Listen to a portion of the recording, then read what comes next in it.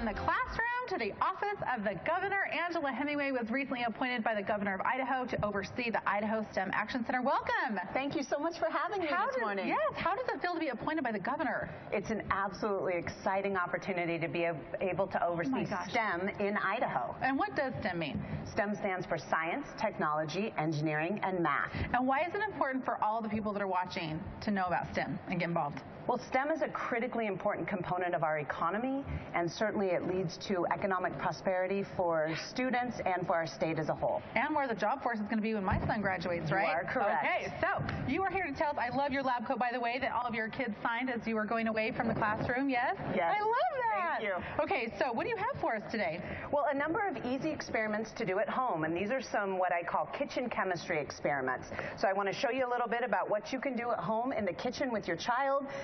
Fun, safe experiments you can do at home. So what I've taken here is I just have a simple bar of ivory soap, and I have put it in the microwave for 1 minute. And this is the result after 1 minute in the microwave. Oh my word! That is crazy. So to do this experiment at home, just make sure that you've got a microwave-safe plate, that you have your oven mitt, and a bar of soap. So if you were a parent and you wanted to do a little bit more experimenting, what could you change here and try to do differently? I can already think like, oh, what is my caress bar going to do in there? That's what I... Exactly. What would a different bar of soap do? It'd be more pretty. It'd be pink, right? That's a simple experiment you can do at home. Another one is you just need a container that's able to hold a couple of cans of soda. Fantastic. So we have 2 cans of soda here. We've got our diet soda and our regular soda, and we are just going to drop these in. Okay. Do you want to make a hypothesis about what might happen? I'm going to say it's going to sink or buoy a little bit. Okay, here we go. 1, 2, 3. Okay. So you can see that the diet Coke is floating, and the regular Coke has now sunk to the bottom. So as a child, what's one of the first questions your son would ask? Well, I want to know why mine's floating. And I want to know why mine is sinking. Like, why is mine different? What happened? and so that's something you can quickly hop on to your phone, look it up on the internet, have a discussion with your child about density, something that they might be learning as early as 5th grade. Wow. And to make this into a science experiment, we could just switch our type of soda. So I've got regular Pepsi, you've got Diet Pepsi. What do you hypothesize is going to happen? I'm going to say the same exact thing. Mine will float, and yours won't. Here we go. 1, 2, 3. So you're going to notice with Pepsi, we got a slightly different result than we did with Coke. And that might be something that you would want to look up or try different types of sodas. So. Okay, and I think what's fascinating about this, Angela, is that as a mom of a middle schooler, you know, when I talk about science and we do science homework and math homework, we often end up in tears, right?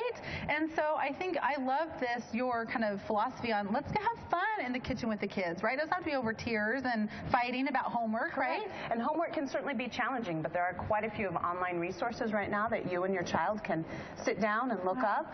And then our final experiment, we are going to be headed outside, so we are going to film this experiment. Safety first. You would need safety goggles, a diet soda, and some Mentos. So we are going to head outside in a couple minutes, film this on Facebook. That will be posted out to the Facebook site so you can see the results of this very fun experiment. And I think this is a great experiment for Liz. So Liz, get your goggles and head on out. Join us on Facebook. So thanks so much. A Pi Day event coming up on Monday, March 14th, so definitely want to visit the Idaho STEM Action Center website and register to join us. I'll be emceeing, right? Yay! Woo! And we've got some dignitaries going to be there. It's going to be a great time. So all kinds of robots and fun fans. Absolutely. Awesome. Thanks so much.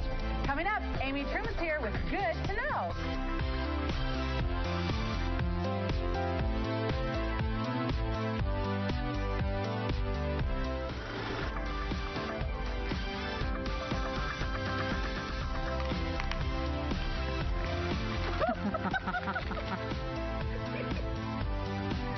So why is it doing that, Angela?